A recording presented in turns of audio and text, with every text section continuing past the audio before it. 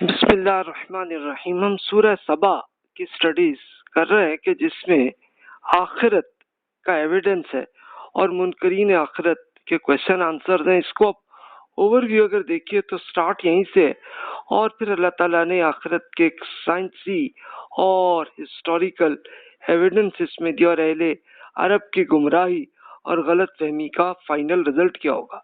تو اب دیکھیے کہ عام فلسفے میں اور اللہ تعالیٰ کے قرآن میں اور تورات میں جو ہے تو دونوں میں فرق کیا ہے کہ انسان یہ سمجھتا ہے کہ بس یہی زندگی ہے اور معاملہ پھر یہ ختم ہو جاتا ہے. تو اللہ تعالیٰ نے یہ بتایا کہ نہیں بھائی، آپ کی یہ زندگی تو محض تھوڑے سے ٹائم کے لیے، آپ کی یہ زندگی صرف ایگزام کے لیے رکھی ہوئی ہے. اس زندگی میں ہوتا یہ ہے کہ آپ کا ایگزام یہی ہوتا ہے کہ آپ نے اللہ تعالیٰ کے ایتھکس جو آپ کو فطرت میں سکھائے ہیں اور پھر اس کی ڈیٹیل انبیاء کرام علیہ السلام کے ذریعے اللہ تعالیٰ کی کتاب قرآن میں اور اس سے پہلے تورات، زبور، انجیل میں، تو آپ اس پہ بس عمل کریں، ایک اچھے عمل پہ، اور پھر ان ایتھیکل حرکتوں سے بچیں. بس یہ امتحان ہے. تو یہی آپ نے کرنا ہے. تو جو نہیں کرتے تو پھر اللہ تعالیٰ اسی کو ایکسپلین کرتا اور پھر اللہ تعالیٰ نے اگزامپل کے طور پر کچھ ہسٹوریکلی ایسی قوموں پہ اللہ تعالیٰ نے پریکٹیکلی کر کے بھی دکھایا کہ جناب اس زندگی کے امتحان میں آپ نے جو اچھے کام کیے تو آپ کو اسی دنیا میں بینیفٹ ملا ہے، اور جنہوں نے بری حرکتیں کی ہیں تو اسی دنیا میں سزا بھی ہوئی ہے. تو یہ ایک ایگزامپل ہے کہ ہر انسان کا ایسا ہی ہونا. تو اصل ٹاپک یہ ہے. تو آئیے اب ہم اس کی اسٹڈی کرتے ہیں. تو مختصراً میں اس کا تلاوت کچھ آیات کی کر دیتا ہوں اور ترجمہ میں پورے قرض کرتا ہوں، اور آپ اس کو پھر خود آپ تلاوت کر لیجئے گا. تو جناب اللہ تعالیٰ کا ارشاد ہے، بسم اللہ الرحمن الرحیم، الحمد للہ الذی لہ ما فی السماوات وما فی الارض ولہ الحمد فی الآخرہ وہو الحکیم الخبیر یعلم ما یلج فی الارض وما یخرج منہا وما ینزل من السماء وما يعرج فيها وهو الرحيم الغفور. قال الذين كفروا لا تأتين الساعة قل بلى وربي لتأتينكم عالم الغيب لا يعزب عنه مثقال ذرة فی السماوات ولا فی الارض ولا اصغر من ذالک ولا اکبر الا فی کتاب مبین. یہ اللہ تعالیٰ کے نام سے جو سراسر رحمت ہے، جس کی شفقت ہمیشہ کے لیے. شکر کا مستحق وہ صرف اللہ تعالیٰ ہی ہے کہ جو لوگ آسمانوں اور زمین میں ہے سب اسی کا ہے. آخرت میں بھی اسی کی حمد ہوگی، اور وہی وزڈم اور انفارمیشن کا مالک وہ اللہ تعالیٰ ہی ہے. جو کچھ زمین میں داخل ہوتا ہے اور جو کچھ اس سے نکلتا ہے، اسی طرح وہ جو کچھ آسمان سے اترتا ہے اور جو کچھ اس میں چڑھتا ہے، وہ رب اسے جانتا ہے، اور وہی معاف کرنے والا اور رحم فرمانے والا ہے. اے رسول، آپ کے منکرین کہتے ہیں کہ قیامت ہم پر نہیں آ سکتی، تو آپ فرما دیجئے کیوں نہیں. میرے اس رب کی قسم جو ہر غیب کا جاننے والا ہے، وہ آپ پر ضرور آئے گی. اس سے ذرا برابر کوئی چیز نہ آسمانوں میں چھپی ہوئی ہے، نہ زمین میں، نہ ذرے سے چھوٹی نہ بڑی، بلکہ کھلے پلان کے ساتھ ڈیٹا بیس میں لکھ دیا گیا ہے. لکھ دیا گیا مطلب یعنی اللہ تعالیٰ نے اس کا یہ ڈیسیژن کر دیا ہوا ہے. تو بھائی اس میں آپ کا کچھ نہیں ہو سکتا کہ یہ تو کنفرم ہے. ظاہر ہے اللہ تعالیٰ نے اگر ایک بار ہمیں پیدا کر دیا ہے تو اللہ کے لیے کیا مشکل ہے کہ اللہ تعالیٰ ہمیں دوبارہ پیدا کر دے گا. اللہ تعالیٰ کے لیے تو کوئی مشکل نہیں ہوتا نا. اور یہ اس پوری کائنات کے اندر جو کچھ بھی موجود ہے، جتنے ایویڈنس انسانوں کو اویلیبل ہے، تو انسان کے لیے ایک پورا ایویڈنس ہے کہ جناب ایک ان لمیٹڈ لائف بھی ہونی چاہیے، اور اللہ تعالیٰ وہی اسی کی تفصیل سے بیان فرما رہا ہے. پھر ارشاد ہوا اس لیے کہ وہ ان لوگوں کو اجر دے جو ایمان لائے اور انہوں نے اچھے عمل کیے، وہی لوگ ہیں ان کے لیے مغفرت اور عزت کا فائدہ ہے، جبکہ جو لوگ ہماری آیات کو نیچا دکھانے کی کوشش میں سرگرم ہیں وہی ہیں جن کے لیے بڑا دردناک عذاب ہے۔ اس کے برخلاف جنہیں علم عطا ہوا ہے وہ سمجھتے ہیں کہ آپ کے رب کے ہاں سے آپ کی طرف نازل کیا گیا ہے وہی حق ہے، جبکہ وہی طاقتور اور تعریف کے مستحق رب کا راستہ دکھاتا ہے۔ اس کے منکرین البتہ رسول کا مذاق اڑاتے ہیں اور کہتے ہیں کہ جی کیا ہم تمہیں ایک ایسا آدمی بتائیں کہ جو تمہیں خبر دیتا ہے کہ جب تم بالکل ریزہ ریزہ ہو جاؤ گے تو از سر نو پھر پیدا کیے جاؤ گے۔ یہ اللہ تعالیٰ پر جھوٹ باندھ لیا ہے یا اسے کسی طرح کا جنون ہے؟ ہرگز نہیں، بلکہ جو لوگ آخرت پر یقین نہیں رکھتے وہی عذاب میں اور دور کی گمراہی میں مبتلا ہے۔ اصل میں یہی تھا کہ رسول اللہ صلی اللہ علیہ وسلم کی قوم کے لیڈرز انہوں نے اسی زندگی کوئی سب کچھ سمجھا تھا، اور صرف سمجھا ہی نہیں تھا بلکہ اس پہ پروپیگنڈا بھی کرتے تھے۔ تو اب اللہ تعالیٰ کہ یہ جب پورے احکامات اپنے رسول اللہ صلی اللہ علیہ وسلم کے ذریعے ایکسپلین کیے گئے، اور اس سے پہلے بھی انسانوں کو یہ معلوم تھا، تو وہ پھر مذاق اڑاتے تھے کہ نہیں جی یہ کیسے، ہم تو ریزہ ریزہ ہو جاتے ہیں مر کے، تو پھر کہاں سے ہو سکتے پیدا۔ تو اللہ تعالیٰ نے یہی بتایا کہ بھی جب اللہ تعالیٰ نے ایک بار کر دیا تو پھر کیا مشکل ہے اللہ کے لیے۔ تو اللہ تعالیٰ نے یہ بتایا کہ بھی انہی لوگوں کے لیے دردناک عذاب ہے کہ جو اللہ تعالیٰ کی آیات کو کے خلاف پروپیگنڈا کر رہے ہیں۔ اس کے بعد اللہ تعالیٰ نے ایک آخرت کا ایک سائنٹیفکلی اور ہسٹوریکل ایویڈنس اس طرح سے بیان فرمایا تو ارشاد ہوا، تو کیا انہوں نے اپنے آگے پیچھے جو آسمان اور زمین کی طرف نہیں دیکھا؟ اگر ہم چاہیں تو انہیں اسی زمین میں دھسا دیں یا ان پر آسمان کے ٹکڑے گرا دیں، حقیقت یہ ہے کہ ہر اس بندے کے لیے اس میں بہت بڑا ایویڈنس ہے جو متوجہ ہونے والے ہو۔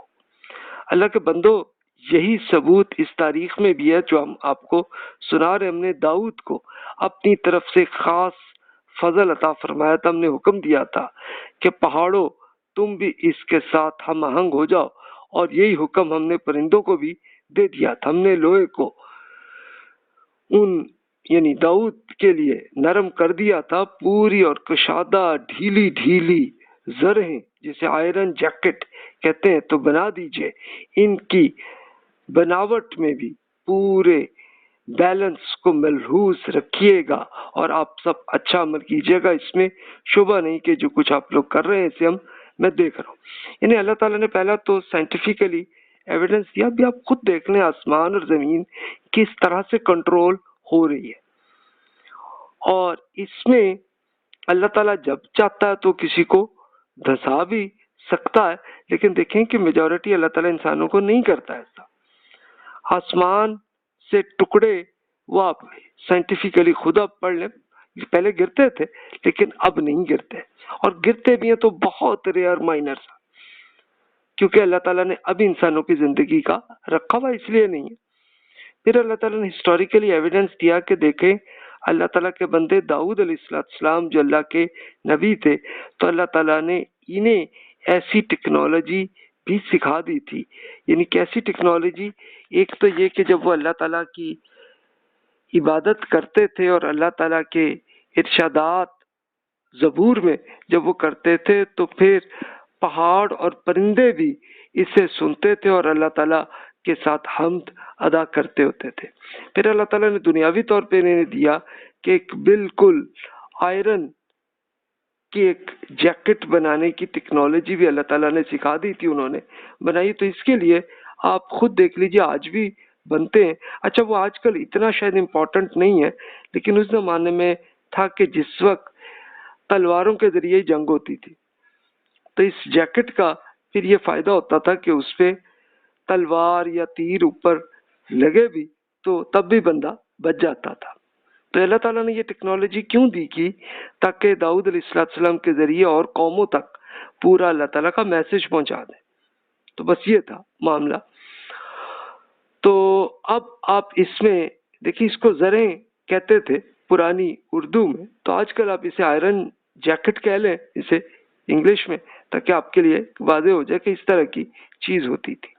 پھر اللہ تعالیٰ نے حضرت दाऊद अलैहिस्सलाम के बेटे सुलेमान अलैहिस्सलाम को जब हुकूमत मिली तो उनको अल्लाह ताला ने ऐसी टेक्नोलॉजी दी। इसी तरह सुलेमान अलैहिस्सलाम, उनका टाइम है 1000 to 930 BC का जमाना है। फरमाया इनके लिए हमने हवा पर कंट्रोल कर दिया था। इनके जहाजों को लेकर हवा का जाना भी महीने भर का होता था और आना भी महीने भर तक होता था। हमने इनके तांबे यानी कूपर का चश्मा बहा दिया और ऐसे जिन्नात भी कंट्रोल में कर दिए थे जो उसके रब के हुक्म से उसके आगे काम करते थे। फरमा दिया था कि इनमें से जो हमारे हुक्म से सरताबी करेगा इसे हम आग का अजाब चखाएंगे। उस काम के लिए सुलेमान जो चाहते थे वो जिन्नात बना देते थे, मसलन बिल्डिंग, मुजस्मे, बड़े बड़े स्विमिंग पूल जैसे लगन और पहाड़ जैसी चूल्हों पर जमी हुई देगें। दाऊद की फैमिली ए रब का शुक्र अदा करते रहिएगा, हकीकत ये कि मेरे बंदों में कम ही शुक्रगुजार होते। असल में दाऊद और सुलेमान अलैहिस्सलाम के जरिए अल्लाह ताला ये मैसेज अपनी और मुख्तलिफ मुल्कों की कौमों तक कर रहे थे। तो अल्लाह ताला ने ये सारी टेक्नोलॉजी भी उस जमाने में 1000 BC के आसपास का जमाना, आज के हिसाब से आप कह लें 3000 साल पहले ही सुलेमान अलैहिस्सलाम को बहुत सी टेक्नोलॉजी सिखा दी थी। मसलन जैसे कूपर को इसी तरह से पिघला कर और उससे बहुत सारी वो चीजें बना लेते थे। फिर इसी तरह पत्थरों के जरिए बर्तन भी बना लेते थे, बिल्डिंग्स भी बना लेते थे और फिर स्विमिंग पूल भी बना देते थे उस जमाने में। अच्छा, आप कहेंगे जी हमें कहाँ मिले, तो आप इसके लिए देख लें कि खुद बनी इसराइल के स्कॉलर्स वो अभी भी रिसर्च कर रहे हैं इसराइल के पूरे इलाकों में। तो वहां पे इनको अब भी ये कुछ पिक्चर्स आपके सामने है कि जो हजरत सुलेमान अलैहिस्सलाम के जमाने की टेक्नोलॉजी में कि जैसे बर्तन ऐसे बने, फिर उस जमाने के स्विमिंग पूल जैसे बने, वो आज भी अवेलेबल है। आप खुद गूगल मैप के अंदर ही आप देख लीजिए कि इसराइल में, स्पेशली यरूशलेम के अंदर अल्लाह ताला ने ऐसी टेक्नोलॉजी उस वक्त भी दी थी और फिर उनके महल जो है उसका ये एविडेंस भी इस वक्त मौजूद है। तो देखिए अल्लाह ताला ने ये सब कुछ इसलिए किया था कि अल्लाह का पैगाम ये पहुंचाए और एक अल्लाह ताला ने जन्नत में इंसान को जो कुछ देना है तो उसके लिए एक छोटे से सैंपल के तौर पर इंसानों को भी दिया था। अच्छा, वो अब से 3000 साल पहले तो अपने नबियों के जरिए दिया और आजकल अल्लाह ताला ने हमें इतनी टेक्नोलॉजी हमें मजीद भी दे दी है। तो ये अब जाहिर है कि ये अल्लाह ताला ही के ने जिस तरह से इस कायनात की एक एक चीजों को कंट्रोल करने का है तो इंसान वही सीख लेता है और सीख के फिर उसके लिए मुख्तलिफ चीजें इजाद कर लेता है। तो ये अल्लाह ताला ने क्यों किया है? इसलिए कि देखो अभी आपको ये कुछ दिनों के लिए जब तक आप जिंदा हैं तब तक के लिए बेनिफिट आपको मिल रहा है, लेकिन अनलिमिटेड लाइफ में इससे भी ज्यादा अच्छी क्वालिटी का आपको मिलना है। तो इसके लिए आप अभी तैयारी कर लें कि बस एथिक्स पे आप अमल कर लें, अपनी पर्सनैलिटी डेवलपमेंट कर लें, तो यही आपके लिए फायदा होना है। फिर हज़रत सुलेमान अलैहिस्सलाम के ज़माने की कुछ और इरशाद फरमाया, ए मुनकरीन यही जिन्नात हैं जिन्हें आलमिल गैब के माहिर समझकर अल्लाह ताला के शरीक इजाद करते रहते हैं। इसकी हैसियत महज ये है कि वो सुलेमान की गुलामी करते रहे और इनकी वफात के बाद भी जिन्नात इन्हें जिंदा समझते रहे थे। फिर जब हमने सुलेमान इन्हें वफात का फैसला कर दिया तो इन्हें जमीन के कीड़े ही ने इनकी वफात का बता दिया तो इनकी असा को खा रहा था। चुनाचे सुलेमान जब गिर पड़े तब जिन्नात की हकीकत खुद इन पर भी खुल गई और अगर वो गैब जानने वाले होते तो इस जिल्लत के अजाब में न पड़े रहते। इन्हें अल्लाह ताला ने ये भी टेक्नोलॉजी दी हुई थी सुलेमान अलैहिस्सलाम को कि वो जिन्नात को कंट्रोल करते होते थे और जिन्नात से फिर वो काम भी करवाते थे। इनसे लेके बड़ी सी कंस्ट्रक्शन और बिल्डिंग्स बड़ी बड़ी बनाते थे। अच्छा, वो एक बिल्डिंग की पिक्चर मैंने दिखाई, उसी की कुछ पिक्चर जो इस वक्त भी एविडेंस अभी भी अवेलेबल है, तो वो उस कंस्ट्रक्शन का अभी भी अवेलेबल आप देख सकते हैं। تب ہوا یہ تھا کہ سلیمان علیہ السلام کو اللہ تعالیٰ نے جب تک زندہ رکھا رہے، پھر جب ان کی وفات کا اللہ تعالیٰ نے کیا تو پھر یہ ہوا کہ وہ بیٹھے ہوئے تھے اور ابھی وہ صرف دیکھ ہی رہے تھے کہ جنات کام کر رہے ہیں کہ نہیں کر رہے، دیکھ رہے تھے تو وفات ہو گئی، لیکن جنات کو کچھ پتہ نہیں چلا اور بڑا عرصہ گزرا تو کافی عرصے کے بعد وہ ہوا کہ کیڑے نے ان کی عصا جس کے ذریعے سے وہ پکڑ کے بیٹھے ہوئے تھے تو وہ جناب ٹوٹ گئی۔ اب عصا جب ان کی جو ڈنڈا تھا وہ ٹوٹا تو تب سلیمان علیہ السلام گرے تھے، تو تب جنات کو پتا چلا کہ بھئی یہ یار اب ہماری جان چھوٹ گئی، کہ وہ تو اتنے کام پہ لگا رہے تھے نا۔ تو یہ دیکھیں کہ ابھی بھی آپ کے پاس ابھی بھی ایویڈنس موجود ہے، اور بنی اسرائیل ہی کے اسکالرز اس پہ مزید ریسرچ اس وقت بھی کر رہے ہیں، تو آپ دیکھ سکتے ہیں۔ اس کے لیے خود انہوں نے بہت سے آرٹیکلز بھی لکھ دی ہیں اور بہت ساری بکس بھی لکھ دی ہیں اور پکچرز بھی ہیں کہ جو یہ یروشلم ہی اصل میں مین کیپٹل تھا سلیمان علیہ السلام کا، تو وہاں اور اس کے آس پاس کے علاقوں میں کیا کچھ ہے، اور اس کے لیے آپ ابھی بھی دیکھ سکتے ہیں کہ جیسے ان کے سلیمان علیہ السلام کے والد داؤد علیہ السلام کو کس طرح سے آئرن کی اللہ تعالیٰ نے ٹیکنالوجی کی تھی، تو اب اس کے ہاں آپ کو اس کے پورے فرنس بھی ابھی آپ کو وہاں پہ مل جائیں گے، اس کے پورے ایویڈنس کے طور پہ ہسٹوریکلی، کہ کس طرح سے وہ پگھلا کر پورے آئرن کو اس سے کیا کیا جیکٹس اور کیا کیا چیزیں بنا لیتے تھے۔ تو یہ اللہ تعالیٰ کی طرف سے ایک صرف عنایت تھی، اور اب رسول اللہ صلی اللہ علیہ وسلم کی قوم اپنی طرف سے انہوں نے جنات کی پوجا کر رہے تھے، انہیں کہا کہ ابھی ان کی کوئی حیثیت نہیں تھی جنات کی، کہ وہ تو سلیمان علیہ السلام فوت بھی ہو گئے تھے تب بھی جنات کو پتہ نہیں چلا تھا، اور وہ ان کی خدمت کرتے رہتے، تب جا کے جب پتہ چلا تو تب وہ نکل کے بھاگے تھے۔ تو اس کی ان کی یہی حیثیت ہے، اور کچھ نہیں کر سکتے جنات انسانوں پہ۔ تو یہ توہم پرستی بہرحال تھی ان میں، اللہ تعالیٰ نے اس کی کر دیا۔ اب اللہ تعالیٰ نے دوسری ہسٹوریکل ایویڈنس سبا کا کیا، جس کے نام پہ یہ صورت مشہور ہوئی ہے، اور یہ سبا کیا ہے؟ یمن۔ تو اللہ تعالیٰ نے ارشاد فرمایا قریش کے لوگوں، سبا یعنی یمن نے بھی وہی کیا ہے کہ جو آپ کر رہے ہیں، حالانکہ اہل سبا کے لیے ان کے رہنے کے علاقے ہی میں بہت بڑا ثبوت ہے۔ دائیں بائیں باغوں کے دو قطاریں، یہ سب زبان حال سے کہہ رہا تھا کہ اپنے رب کی عنایت پر رزق کھا لیجئے اور اس کی شکر گزار رہیے۔ زمین زرخیز اور شاداب اور رب بخشش فرمانے والا ہے۔ پھر بھی انہوں نے سرتابی کی تو بالآخر ہم نے ان پر ڈیم کا سیلاب بھیج دیا تھا، یہ 500 سی کا زمانہ بھیج دیا تھا، اور ان کے باغوں کو ان کے لیے دو ایسے باغوں میں بدل دیا جن پہ بد مزہ پھل، جھاؤ کے درخت اور بیری کے کچھ تھوڑی سی جھاڑیاں رہ گئی تھی، ایک جھاڑیاں بس یہی رہ گئی تھی۔ یہ ہم نے ان کے کفر کا بدلہ انہیں دیا، اور ایسا بدلہ ہم ناشکروں ہی کو دیا کرتے۔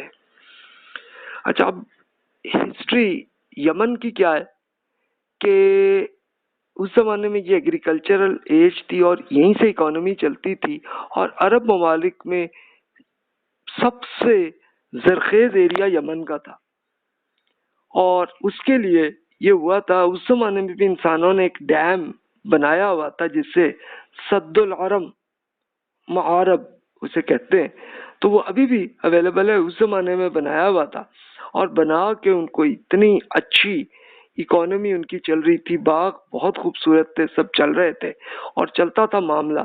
تو چلتے چلتے لیکن پھر انہوں نے شرک کیا۔ اچھا، صرف شرک ہی نہیں کیا تھا، ابھی ان کے یہاں رسول نہیں تھے، لیکن وہ حضرت سلیمان علیہ السلام ہی کے ذریعے ان کی ملکہ ایمان لے آئی تھیں اور وہیں پہ ان کے تھے، لیکن پھر یہ گمراہی میں آئے اور بہت غلط حرکتیں انہوں نے کرنی شروع کی تھیں۔ تو اللہ تعالیٰ نے بس ایک یہ اس دنیا میں ایک سزا، اچھا یہ سزا اس طرح کی نہیں کہ جیسے رسولوں کے زمانے میں ہوتی تھی، بلکہ ایک یہ بالکل ایسے جیسے آج کل بھی ہوتا ہے، کبھی سیلاب آ جاتا ہے، کبھی زلزلہ، اس طرح کا کیا تھا تاکہ یہ پھر درست ہو جائے اپنے آپ کو۔ تو یہ اب رسول اللہ صلی اللہ علیہ وسلم کی پیدائش 571 سی میں ہوئی ہے، تو آپ کی پیدائش سے 71 ایئرز پہلے ہی یہ واقعہ ہوا تھا کہ یمن سے یہ پورا ڈیم جو ہے ٹوٹ گیا تھا، ٹوٹا تھا، تو پھر ان کا پورا ایگریکلچر کا معاملہ تباہ ہو گیا تھا۔ تو پھر ہوا کیا کہ وہاں سے بہت سارے قبائل وہاں سے اس سیلاب سے نکل کے بھاگے، اور پھر یہ زرخیز زمین کم ہو گئی تھی تو نکلے۔ اچھا، اسی میں سے دو قبیلے تھے، ایک اوس اور خزرج، تو ان کو پھر جگہ ملی تھی یثرب میں، جو آج کل مدینہ منورہ ہے، یہیں پہ آ کے سیٹل ہوئے تھے۔ اور لیکن وہ آپس میں ہی جنگ کرتے رہے، لڑتے رہے، لیکن 100 سال گزرے۔ پھر اس کے بعد رسول اللہ صلی اللہ علیہ وسلم پر جب انہی کے سردار ایمان لے آئے تھے تو انہوں نے رسول اللہ صلی اللہ علیہ وسلم سے درخواست کی کہ آپ مدینہ منورہ، آپ یثرب تشریف لے آئیں تاکہ آپ یہ ہماری حکومت کو سنبھال سکیں۔ پھر اللہ تعالیٰ نے اجازت دی تو رسول اللہ صلی اللہ علیہ وسلم مدینہ آئے تھے اور اوس اور خزرج کی آپس کی جنگوں کو ختم کر دیا تھا۔ تو یہ وہ اس کا پھر فائنل رزلٹ یہ ہوا تھا۔ اچھا، آپ ابھی دیکھنا چاہیں تو یہ سد العرم معارب ڈیم ابھی بھی موجود ہے۔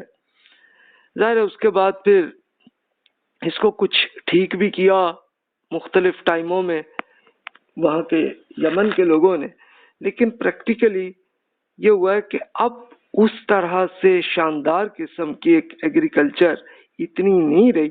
اور پھر ہوا کیا کہ ابھی موجودہ زمانے میں یمن نے بھی یہی کیا کہ یہ سوویت یونین کے ساتھ تعلق رکھا، تو پھر رزلٹ اس کا کیا ہوا کہ پورا یمن عرب ممالک میں سب سے ہی زیادہ غریب ملک یہی ہے۔ ورنہ اسی کے ساتھ آپ دیکھ لیں سعودی عرب ہے، عمان ہے، پھر آپ کا یہ عرب امارات ہے، تو یہ کتنے اچھے امیر ملک ہیں، لیکن یمن غریب ہے۔ اور میں پریکٹیکلی سعودی عرب میں جب تھا تو میں ایک بار پھر میں گیا بالکل یمن کے بارڈر تک، تو اسپیشلی یہ ایک پورا ایریا بہت اچھا نجران کا ایریا، جس میں ایک قرآن مجید میں وہاں کے ایک واقعے کا ذکر تھا، تو اس کو دیکھنے کے لیے میں گیا تھا۔ تو وہ دیکھا، تو اب ہوا یہ کہ سعودی عرب کی پولیس نے ہمیں جانے دی، ہم فیملی کے ساتھ تھے، دیکھ لیا کچھ نہیں، واپسی پہ روکا۔ میں حیران، میں نے کہا کہ وہ فیملی کے ساتھ تو نہیں دیکھتے، تو ہمیں کیا؟ میں نے خیر اپنا اقامہ اور سب کچھ دکھانے لگا، کہتے نہیں جی آپ صرف اپنی گاڑی کی ڈگی صرف دکھا دیں۔ میں نے کہا ٹھیک ہے جناب، دکھا لی، کہتے ٹھیک ہے آپ جائیں۔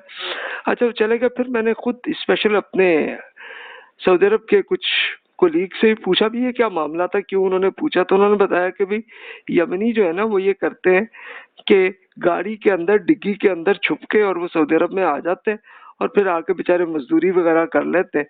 تو اب گورنمنٹ یہ چاہتی ہے کہ بھی وہ انلیگل طریقے سے نہ آئے، تو اسی لیے آپ کو بھی چیک کر رہے تھے اور کچھ نہیں تھا۔ تو دیکھیں جناب، یہ پھر رزلٹ تو یمن کا یہ ہوا۔ تو اللہ تعالیٰ نے یہ ایگزامپل، یہ رسول اللہ صلی اللہ علیہ وسلم کی جب نبوت پہنچ رہی تھی تو یہ پوری ہسٹری ہے اسی زمانے میں ہی، اس سے کچھ عرصہ پہلے ہوئی تھی، تو پورے مکہ اور مدینہ کے لوگوں کو سارا معلوم تھا کہ یہ ہوا ہے واقعہ۔ تو اللہ تعالیٰ نے وہی ایک ایگزامپل دی کہ دیکھو اللہ تعالیٰ اس دنیا میں بھی ایک مائنر سے سزا کی ایگزامپل کر دیتا ہے، تو اس لیے بھی آپ ابھی ٹھیک ہو جائے، مقصد یہ ہے۔ پھر مزید ارشاد ہوا، ہم نے انہیں اور ان شہروں کے درمیان جہاں ہم نے برکتیں رکھی تھیں ایسے شہر آباد کیے جو سامنے راستے پر تھے، اور ان کے اندر ان کے لیے سفر کی منزلیں طے کر دی تھی، اور ان میں دن رات بے خوف و خطر سفر کر لیں، مگر انہوں نے جو رویہ اختیار کیا تو گویا زمان حال یہ کہہ دیا کہ رب ہماری منزلوں کو دور دور کر دے، اور اس طرح اپنی جانوں پر ظلم کیا تو ہم نے بالآخر انہیں کہانی بنا دیا اور انہیں بالکل تتر بتر کر ڈالا۔ یقیناً اس میں ہر اس شخص کے لیے ثبوت ہے جو صبر اور شکر کرنے والا ہو۔ اس میں کیا شبہ ہے کہ ان پر ابلیس نے اپنا گمان سچ کر دکھایا، چنانچہ وہ اسی کے راستے پر چلے سوائے قلیل گروہ کے جو اہل ایمان ہے۔ حقیقت یہ کہ ابلیس کو ان پر کوئی اختیار نہیں تھا، ہم نے یہ مہلت اسے دی تو صرف اس لیے کہ ہم ان لوگوں کو جو آخرت پر ایمان رکھتے ہیں ان لوگوں سے الگ واضح کر دیں اور اس کی طرف سے شک میں پڑے ہوئے ہیں، اور آپ کا رب ہر چیز پر کنٹرول کر رہا ہے۔ اب رسول اللہ صلی اللہ علیہ وسلم کا یہ پورا پیغام مکہ مکرمہ میں پہنچ رہا تھا، اور پھر وہیں سے یمن میں بھی اور پھر عرب علاقوں میں جہاں جہاں قبائل تھے اس میں یہی قرآن پاک پہنچ رہا تھا انہیں. تو اس میں اب ایک پورے سینیریو سے اللہ تعالیٰ نے بتایا کہ دیکھو یعنی اچھا یمن کے لیے سب سے بڑا ایڈوانٹیج ایک یہ بھی تھا کہ پورے اچھے اسٹیبلشڈ ممالک کے جیسے انڈیا، چائنا اور پھر افریقہ کے بھی بہت اچھے ڈیولپ تھے، ان سب کی بہت سی چیزیں سمندر کے ذریعے یمن میں آتی تھی اور پھر یمن سے ہی وہ پھر پورا سیل آؤٹ کرتے تھے پورے عرب میں. اور پھر رسول اللہ صلی اللہ علیہ وسلم کی اپنی قوم جو قریش تھے وہ یہ پورا پرچیز کرتے تھے یمن سے یہ ساری پروڈکٹس اور لے جا کے پورے عرب میں بھی بیچتے اور پھر جا کے اسپیشل سیریا اور فلسطین میں لے جا کے زیادہ وہاں پہ سیل آؤٹ کرتے تھے اور تبھی ان کی بہت بڑا پروفٹ ملتا تھا. اچھا پھر اس زمانے میں یہ بھی ہوتا تھا کہ یورپ کے بہت ساری پروڈکٹس آ کے وہاں سے یہ پرچیز کرتے تھے. مکہ کے جو قریش کے بزنس کے لوگ ہیں تو یہ پورا پرچیز کرتے تھے فلسطین سے اور پھر لے جا کے عرب میں بھی بیچ لیتے اور پھر باقی یمن میں لے جا کے سیل آؤٹ کر کے وہ ساری پروڈکٹس پھر انڈیا، چائنا، افریقہ ہر طرف چلی جاتی تھی. تو اس میں بیچ میں جو پروفٹ تھا وہ سارا رسول اللہ صلی اللہ علیہ وسلم کی آپ کی فیملی کے مین لوگ یہ کرتے تھے اور خود رسول اللہ صلی اللہ علیہ وسلم نبوت سے پہلے بھی آپ یہی بزنس کرتے ہوتے تھے. تو یہ بہت بڑا پروفٹ تھا. تو اب اور قبائل جو ہے وہ کیا کرتے تھے کہ بھی ان کے لیے کہ وہ سفر نہیں کر پاتے تھے اس لیے کہ کہیں جاتے تو دوسرے قبیلے ان کو پکڑ لیتے اور مارتے تھے، تو اس لیے وہ پھر رسول اللہ صلی اللہ علیہ وسلم کی قوم میں جا کے انویسٹمنٹ کرتے تھے. تو یہ اصل میں ان کو فائدہ تھا. تو اللہ تعالیٰ نے اب رسول اللہ صلی اللہ علیہ وسلم کی قوم پہ ہی یہ پورا فرمایا کہ بھی دیکھو اللہ تعالیٰ نے کتنا کرم کیا اور دیکھو اللہ نے ایگزامپل سے اس دنیا میں تھوڑا سا مائنر سے سزا بھی دی ہے تاکہ آپ شکر گزار بنے، لیکن آپ نہیں کر رہے اور ابلیس کے پیچھے ہی آپ پڑے ہوئے. پھر مزید ارشاد ہوا ہے رسول آپ ان سے فرما دیجئے اور ذرا بتا دیجئے کہ جنہیں آپ نے اللہ تعالیٰ کے سوا خدا سمجھ کر رکھا ہوا ہے تو وہ نہ آسمان میں ذرا برابر اختیار رکھتے ہیں نہ زمین میں اور نہ ان دونوں کے بنانے میں ان کا کوئی حصہ اور نہ اس کائنات کا کنٹرول چلانے کے لیے ان میں کوئی اللہ تعالیٰ کا مددگار ہے. اس کے حضور کوئی سفارش کام نہیں آتی سوائے اس کے کہ خود اللہ تعالیٰ ہی کسی شخص کے لیے اس کی اجازت دے دے، یہاں تک کہ قیامت کے دن جب ان کے دلوں سے گھبراہٹ دور ہوگی تو آپ کی یہی فرض کیے ہوئے خدا ایک دوسرے سے پوچھیں گے کہ تمہارے رب نے کیا حکم فرمایا، وہ جواب دیں گے کہ جی حق ارشاد ہوا اور اعلیٰ مقام ہے، بڑی عظمت والا. ان سے پوچھ لیجئے کہ آپ کو زمین اور آسمانوں سے کوئی رزق پہنچاتا ہے؟ آپ فرما دیجئے کہ صرف اور صرف اللہ تعالیٰ ہی دے رہا ہے. اب ہم میں اور آپ میں کوئی ایک ہدایت پر ہے یا کھلی ہوئی گمراہی میں، اس کا فیصلہ اللہ تعالیٰ ہی کے سپرد ہے. ان سے فرما دیجئے کہ نہ ہمارے کسی جرم کا آپ سے کوئی پوچھا جائے گا اور نہ جو کچھ آپ کر رہے ہیں اس کے بارے میں ہم سے پوچھا جائے گا. تو اللہ تعالیٰ نے اب یہ بھی بتا دیا کہ بھی زندگی کا فائنل رزلٹ کیا ہونا ہے. اچھا لوگ یہی سمجھتے ہیں کہ یار ہم اپنے فلانے بزرگ جو ہیں ان کی ہم وہ کریں گے، ان کی پوجا کریں یا ان سے ہم مانگیں گے تو وہ ہماری سفارش کر دیں گے. تو اللہ تعالیٰ نے بتا دیا کسی کو کوئی سفارش نہیں ملنی. اور اللہ تعالیٰ نے جب اس انسان کو جس کو بھی اس کا اتنا گناہ نہیں ہے تو اس کو معاف کرنا ہے تو پھر اللہ تعالیٰ عزت کے طور پر اپنے انبیاء کرام علیہ السلام کو یہ کہے گا ہاں بھی چلیں اس کی طرف سے بھی آپ کہہ لیں، ورنہ اللہ تعالیٰ نے تو معاف کرنا ہی ہوتا ہے اس بندے کو تو اس کو کر دیتے ہیں، بس اتنی بات ہے. تو یہ پھر قرآن مجید میں اب یہ شفاعت یا سفارش یہ اللہ تعالیٰ نے خود قرآن مجید میں اس کی سینیریو بھی بتا دیا. اچھا اب عربوں نے تو یہ کر لیا تھا کہ یہ جنات اور فرشتوں کی پوجا کر رہے تھے، تو اللہ تعالیٰ نے یہ بتا دیا وہ محض اللہ کی مخلوق ہے اور کوئی حیثیت نہیں ہے. اور اسی طرح جو نیک انسان جو گزرے انبیاء کرام علیہ السلام وہ بھی اللہ کے بندے ہیں اور کچھ نہیں. تو یہ اللہ تعالیٰ نے بڑا کلیئر پورا سینیریو بھی انسانوں کو بتا دیا. اور قرآن مجید میں پھر اللہ تعالیٰ نے اس وجہ سے اس کو ابھی چھوڑ دیا سامنے تاکہ قیامت تک کے انسانوں تک یہ اللہ تعالیٰ کا پورا کلیئر ایویڈنس بھی مل جائے، ہسٹوریکل ایویڈنس بھی مل جائے، اور پھر لاجیکلی سائنٹیفکلی ایویڈنس بھی انسان کو مل جائے. تو مقصد یہی ہے اس زندگی کا. پھر مزید ارشاد فرما دیجئے کہ ہمارا رب ہم سب کو ایک دن اپنی عدالت کے لیے جمع کرے گا، پھر ہمارے درمیان بالکل انصاف کے مطابق فیصلہ فرما دے گا. وہی بہت بڑا فیصلہ کرنے والا اور ہر چیز کا علم رکھنے والا ہے. ان سے فرما دیجئے کہ ذرا مجھے دکھا دیجئے تو صحیح جنہیں آپ نے شریک بنا کر اللہ تعالیٰ سے ملا رکھا ہے. ہرگز نہیں، بلکہ وہی اللہ زبردست اور وزڈم کا مالک ہے.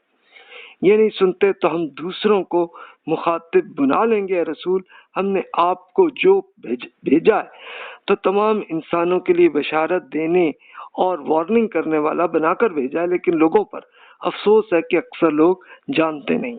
کہتے ہیں کہ جی اگر آپ لوگ سچے ہیں تو اس دنیا میں عذاب کا یہ وعدہ کب پورا ہوگا کہ جس کی یہ دھمکی سنا رہے ہیں آپ؟ تو انہیں بتا دیجئے کہ آپ کے لیے ایک ایسے دن کا ٹائم طے شدہ ہے جس سے نہ ایک سیکنڈ پیچھے ہٹا سکیں گے نہ آگے بڑھا سکیں گے. اب رسول اللہ صلی اللہ علیہ وسلم کے زمانے میں اللہ تعالیٰ نے اسی دنیا میں جزا اور سزا کو پریکٹیکلی کر کے دکھانا تھا، اور یہی قرآن میں تفصیل سے بتایا گیا انہیں. تو وہ اب رسول اللہ صلی اللہ علیہ وسلم کا یہی مذاق کرنے لگے کہ جی وہ پھر اب عذاب لائیں، آتا کیوں نہیں ہے. تو اللہ تعالیٰ نے بتایا کہ بھی ایک ٹائم اس کے لیے اللہ تعالیٰ نے طے کی ہوئی ہے، اس لیے کہ اللہ تعالیٰ یہی چاہتا ہے کہ جس میں بھی کچھ ایمان کی رمق ہے تو وہ ایمان لے آئے، پھر سزا دیں گے. تو اللہ تعالیٰ نے رسول اللہ صلی اللہ علیہ وسلم کی نبوت کے ٹائم 609 میں ہوا، تو 624 سی میں پھر یہ پہلے عذاب کی پہلی قسط آئی کہ ان کے لیڈر مارے گا. پھر اس کے بعد جو باقی بچے تو اس میں سے بھی جو بہت ابھی اللہ کے دشمن ہی رہے ان کو بھی مارتے چلے گئے، اور پھر اس کے بعد پھر بھی مکہ کی میجورٹی ایمان لے آئی، اور پھر دیگر قبائل کی میجورٹی وہ بھی سب کے سب ہی ایمان لے آئے تھے. اور جو دل میں منکر تھے لیکن بظاہر ایمان لا چکے تھے تو رسول اللہ صلی اللہ علیہ وسلم کی وفات کے بعد انہوں نے یہ سرکشی شروع کی تھی. تو پھر اللہ تعالیٰ کے ذریعے سزا پھر ان کے ذریعے آئی کہ ابو بکر صدیق رضی اللہ عنہ نے ایک ایکشن لیا، اور پھر ان کے منکرین کو بھی یہیں پہ بھی اس زندگی کے انجوائمنٹ جو تھی وہ سب ختم ہو گئی اور وہ مارے گئے. تو یہی ہوتا تھا، یعنی زندگی کا تو بس سزا کیا ہوتی ہے، یہی ہوتی ہے نا کہ بندہ بس وہ مر جائے اور جو بینیفٹ جو اس زندگی میں انجوائے کرنا چاہتا تو وہ نکل جاتی ہے، اور کیا ہوتا ہے. لیکن آخرت میں تو موت بھی نہیں آئے گی اور پھر سزا ہی ہوگی ان کے لیے. پھر مزید ارشاد ہوا، یہ منکرین کہتے ہیں کہ ہم نے اس قرآن میں کبھی نہ مانیں گے اور نہ ان رسول کو جن کے یہ آگے خبر دے رہے ہیں، اور اگر آپ دیکھ لیتے تو جب یہ ظالم اپنے رب کے حضور کھڑے ہوں گے تو اس طرح کہ ان میں ایک دوسرے پر بات ڈال رہا ہوگا، پھر آپ دیکھ لیتے کہ یہ کس انجام کو پہنچے.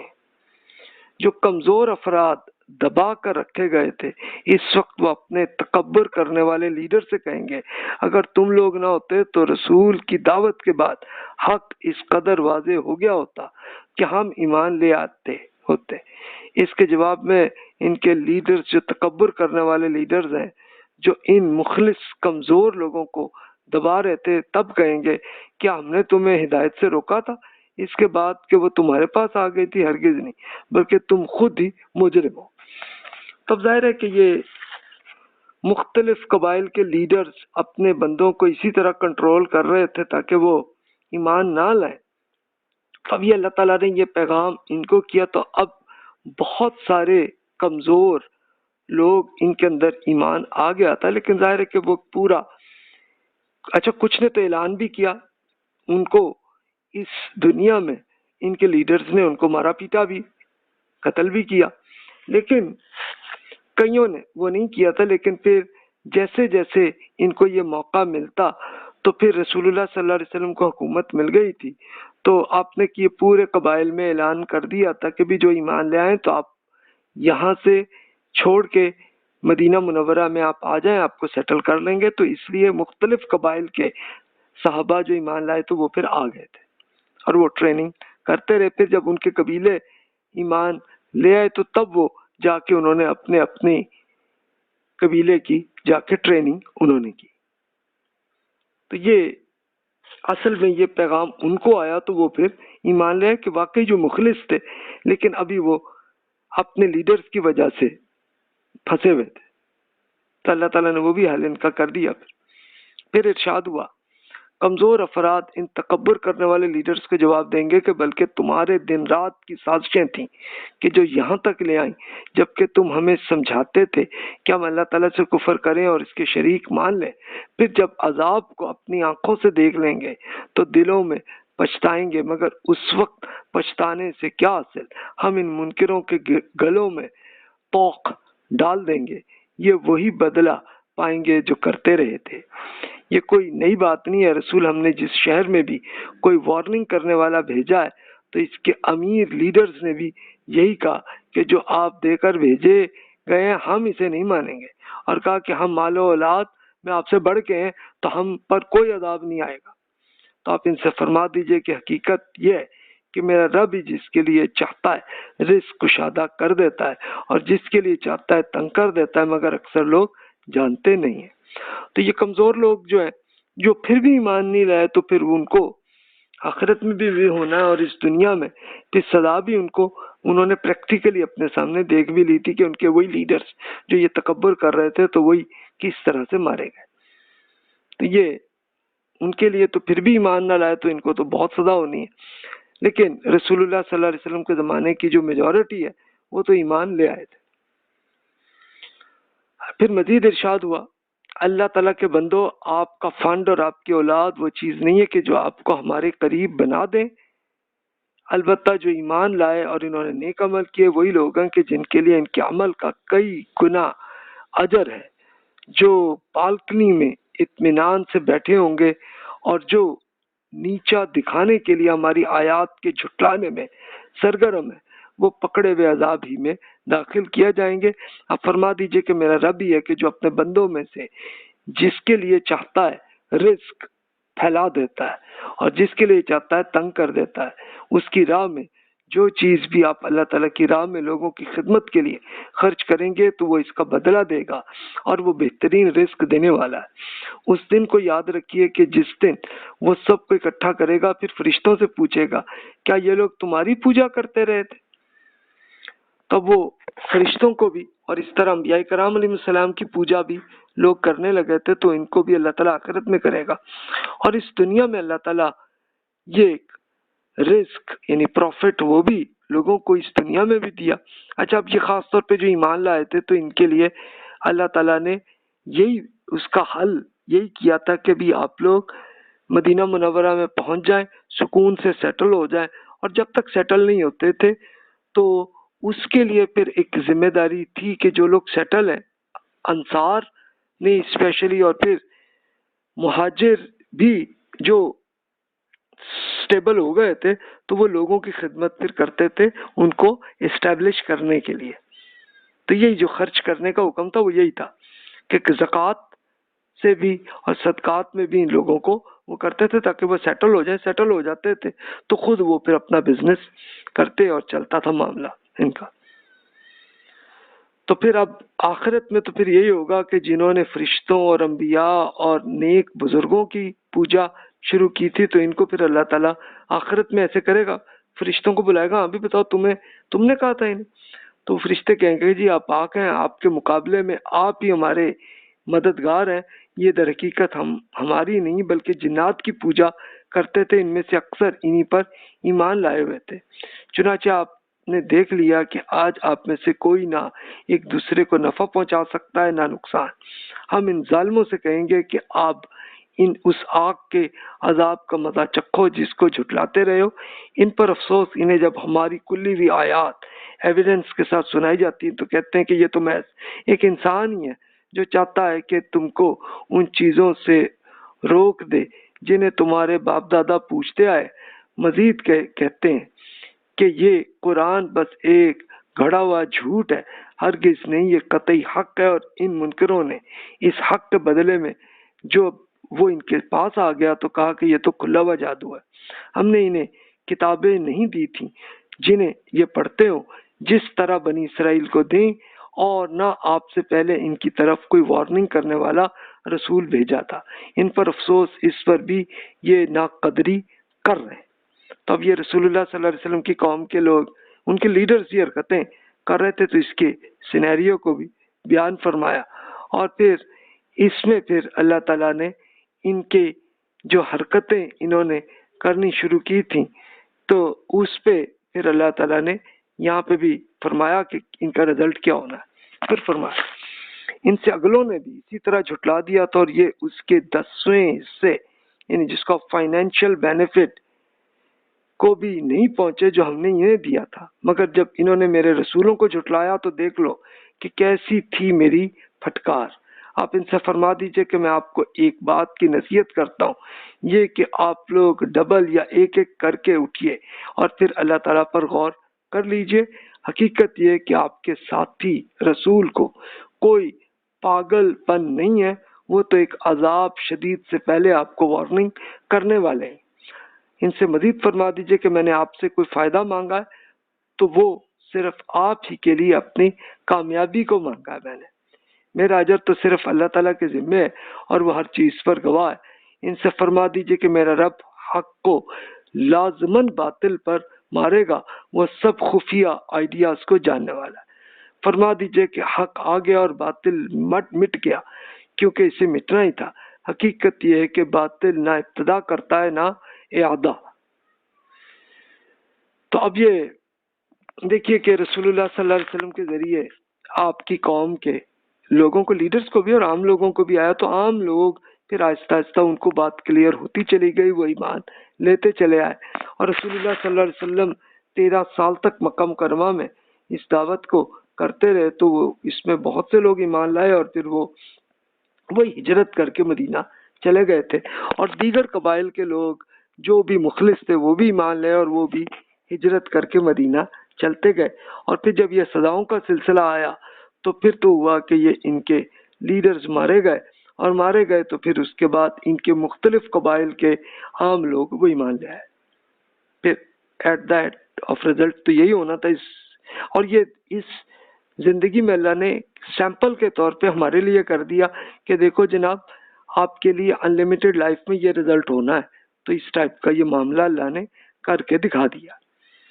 پھر مزید ارشاد ہوا، آپ مزید فرما دیجئے کہ اگر میں گمراہی پر ہوں تو میری گمراہی کا وبال مجھ ہی پر ہے، اور اگر میں ہدایت پر ہوں تو یہ اس وحی کی بدولت ہے جو میرا رب میری طرف بھیج رہا ہے۔ مجھے اب جو کچھ کہنا ہے اسی سے کہوں گا، اس میں شبہ نہیں کہ وہ سننے والا بھی ہے اور قریب بھی ہے۔